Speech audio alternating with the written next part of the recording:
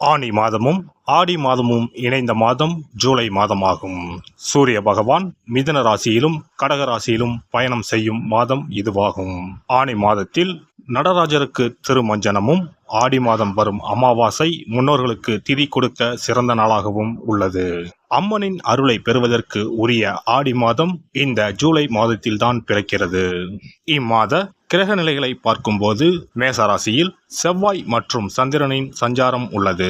ரிஷபராசியில் குரு பகவானும், மிதுன ராசியில் சூரியனும் சுக்கிரனும் இணைந்துள்ளனர். கேது பகவான் கன்னி ராசியிலும், சனி பகவான் கும்பராசியிலும் உள்ளனர். ராகு பகவான் மீன ராசியில் சஞ்சாரம் செய்கின்றார். இம்மாத கிரக பெயர்ச்சி என எடுத்துக்கொண்டால் சுக்கிர பகவான் ஜூலை 6ஆம் தேதி மிதுன ராசியில் இருந்து கடகராசிக்கு செல்கிறார். செவ்வாய் பகவான் ஜூலை 12ஆம் தேதி மேசராசியில் இருந்து ரிஷபராசிக்கு இடப்பெயர்ச்சி ஆகின்றார். ஏற்கனவே ரிஷபத்தில் சஞ்சாரிக்கும் குரு பகவானுடன் செவ்வாய் பகவான் இணைந்து குருமங்கள யோகத்தை உண்டாக்குகிறார். அதே சமயம் இந்த ஜூலை மாதம் 16ஆம் தேதி இரவு 17ஆம் தேதி அதிகாலையில் சூரிய பகவான் மிதுன ராசியில் இருந்து பயிற்சியாகி கடகராசியில் சஞ்சாரம் செய்கின்றார். இது ஆடி தமிழ் மாத பிறப்பை குறிக்கும்.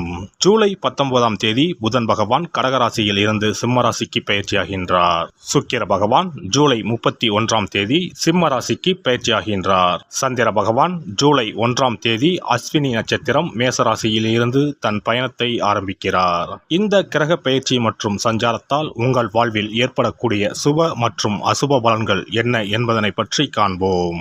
உங்கள் வாழ்வில் வளமும் நலமும் செல்வ செழிப்பும் பெற்று வாழ்வில் உயரிய நிலையை அடைய எல்லாம் வல்ல எம்பெருமானை வேண்டி விரும்பி கேட்டுக்கொள்கிறேன். மிதுன ராசி அன்பர்களே, இந்த மாதம் குழப்பங்கள் நீங்கி மனதில் தெளிவு உண்டாகும். முயற்சிகளில் எதிர்பார்த்த பலன் கிடைக்கும். வழக்குகளில் சாதகமான போக்கு காணப்படும். வியாபாரத்தில் நீங்கள் எடுக்கும் முயற்சிகள் அனைத்தும் வெற்றி பெறும். உத்தியோகத்தில் இருப்பவர்களுக்கு இடமாற்றம் உண்டாகலாம். உழைப்பு அதிகரிக்கும். தொழில் வியாபாரத்தில் எதிர்பார்த்த அளவு வேகம் இருக்கும். பணவரத்து தாமதப்படலாம். ஆர்டர்கள் தொடர்பாக நீங்கள் அலையும் அலைச்சல் வெற்றி தரும். பங்குதாரர்களுடன் இருந்து வந்த பிரச்சனைகள் அகலும். அரசாங்க அனுகூலம் கிடைக்கும். குடும்பத்தில் இருப்பவர்களின் வீண் பேச்சால் மனவருத்தம் உண்டாகலாம். கணவன் மனைவிக்கிடையே திடீர் கருத்து வேற்றுமை ஏற்படலாம். வீண் பிரச்சனைகளில் தலையிடாமல் ஒதுங்கி இருப்பது நன்மை தரும். உறவினர் நண்பர்களிடம் பழகும்போது கவனம் தேவை. பெண்களை பொறுத்தவரை குழப்பங்கள் நீங்கி மனதில் தெளிவு உண்டாகும். எதையும் ஒரு முறைக்கு இருமுறை யோசித்து செய்வது நல்லது. கலைத்துறையினருக்கு காரிய வெற்றி உண்டாகும். உதவிகள் கிடைக்கும். எதிர்பாராத செலவு உண்டாகும். சொத்து மனை சம்பந்தமான காரியங்களில் தடை தாமதம் ஏற்படலாம். வீண் பயம் ஏற்படும். ஏற்கனவே செய்த காரியங்களுக்கான பலனை இப்போது அடைய வேண்டியிருக்கும்.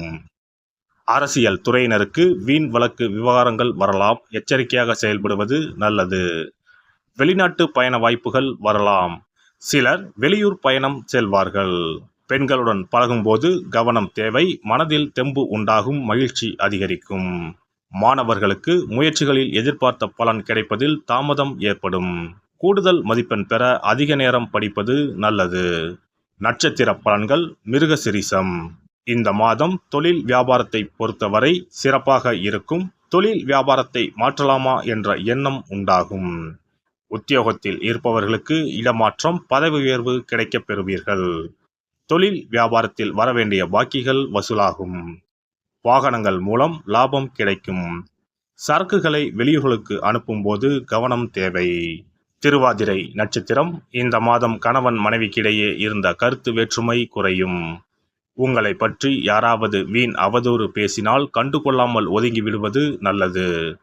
விருந்து கேளிக்கை நிகழ்ச்சிகளில் கலந்து கொண்டு ருசியான உணவை உண்பீர்கள். புனர்பூசம் நட்சத்திரம். இந்த மாதம் எந்த ஒரு வேலையையும் மன திருப்தியுடன் செய்வீர்கள். சாமர்த்தியமான பேச்சின் மூலம் காரிய வெற்றி உண்டாகும். பணவரத்து கூடும். கடுமையான முயற்சிகள் மேற்கொள்வது குறையும். வீண் வாக்குவாதங்களை தவிர்ப்பது நல்லது. எதிர்பாராத செலவுகள் உண்டாகும். கவனம் தேவை. புதன் கிழமையில் பெருமாளுக்கு துளசி மாலை அணிவித்து தீபமேற்றி அர்ச்சனை செய்து வணங்குவது வாழ்க்கையில் முன்னேற்றத்தை தரும். குல தெய்வத்தையும் இஷ்ட தெய்வத்தையும் ஒரே நாளில் சென்று தரிசித்து வாருங்கள். காரியங்களில் இருந்த தடைகள் விலகும். தொழில் வியாபாரம் சிறப்பாக நடைபெறும். சிறப்பு தொகுப்பு. ஒரு வெற்றிலை இருந்தால் உங்கள் துன்பங்களில் இருந்து விடுபட முடியும் என்றால் நம்ப முடிகிறதா? ஆம், உங்கள் ராசிக்கும் வெற்றிலை பரிகாரம் இருக்கிறது. அவற்றிற்கான வழிபாட்டு முறைகள் பற்றி காண்போம். பண்டிகை, திருவிழா, வீட்டில் விசேஷம் என்றால் வெற்றிலை பாக்கு வைத்து உறவினர்களை அழைப்பது வழக்கம். வெற்றிலையும் பாக்கும் மகாலட்சுமியின் அம்சங்களாகும். 12 ராசிக்காரர்களுக்கும் வெற்றிலையின் மூலம் பரிகாரம் செய்ய கவலைகள் தீரும் என்பது நம்பிக்கை.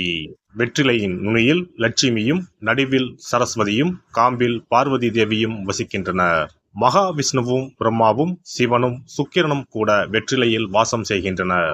எனவேதான் பூஜை மற்றும் திருமணம் சுபமாக நடக்க வேண்டும் என்பதற்காக வெற்றிலை பாக்கு படைக்கப்படுகிறது.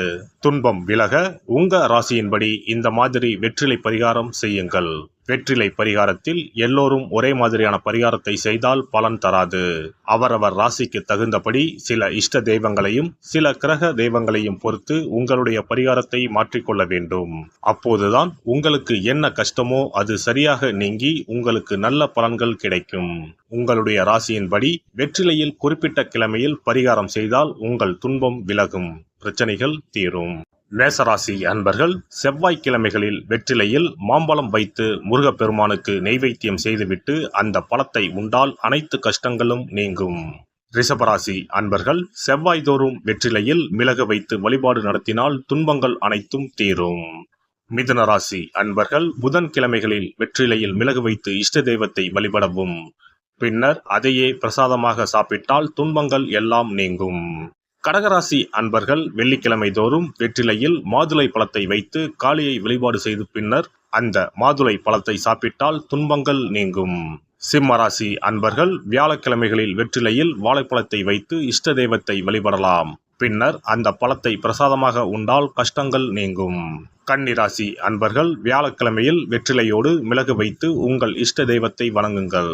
உங்கள் துன்பம் துயரம் எல்லாம் தீர்ந்துவிடும். துலாம் ராசி அன்பர்கள் வெற்றிலையில் கிராம்பு வைத்து உங்கள் இஷ்ட தெய்வங்களை வழிபட்ட பின் அதை உண்டால் அனைத்து துன்பங்களும் நீங்கும். விருச்சிக ராசி அன்பர்கள் வெற்றிலையில் பேர்ச்சம்பழம் வைத்து செவ்வாய்தோறும் உங்கள் இஷ்ட தெய்வத்தை வழிபட்டால் துன்பங்கள் நீங்கும். தனுசு ராசி அன்பர்கள் வெற்றிலையோடு கற்கண்டு வைத்து வெள்ளிதோறும் இஷ்ட தெய்வத்தை வழிபட்டு பின்னர் கற்கண்டை சாப்பிட்டால் துன்பங்கள் விலகும். மகர ராசி அன்பர்கள் வெற்றிலையோடு அச்சு வெல்லம் வைத்து வெள்ளிதோறும் காளியை வழிபட்டால் துன்பங்கள் துயரங்கள் நீங்கும். கும்பராசி அன்பர்கள் வெற்றிலையோடு நெய் வைத்து சனிக்கிழமைகளில் காளி தெய்வத்தை வழிபட்டால் உங்கள் துன்பங்கள் எல்லாம் தீரும். மீனராசி அன்பர்கள் வெற்றிலையோடு சர்க்கரை வைத்து ஞாயிறு தோறும் இஷ்ட தெய்வத்தை வழிபட்டால் துன்பங்கள் எல்லாம் விலகும். எல்லாம் வல்ல இறையருளால் நீங்களும் உங்கள் அன்பு குடும்பமும் உடல் நலம், நீலாயுள், நிறை செல்வம், உயர் புகழ், மெய்ஞானம் ஓங்கி வாழ்க வளமுடன். இந்த வீடியோ பதிவு உங்களுக்கு பிடித்திருந்தால் லைக் பண்ணுங்க, கமெண்ட் பண்ணுங்க, ஷேர் பண்ணுங்க, மறக்காம சப்ஸ்கிரைப் பண்ணுங்க, பக்கத்துல இருக்கிற பெல் பட்டனை கிளிக் பண்ணுங்க. நன்றி, வணக்கம். ஓம் நமச்சிவாய. சிவாய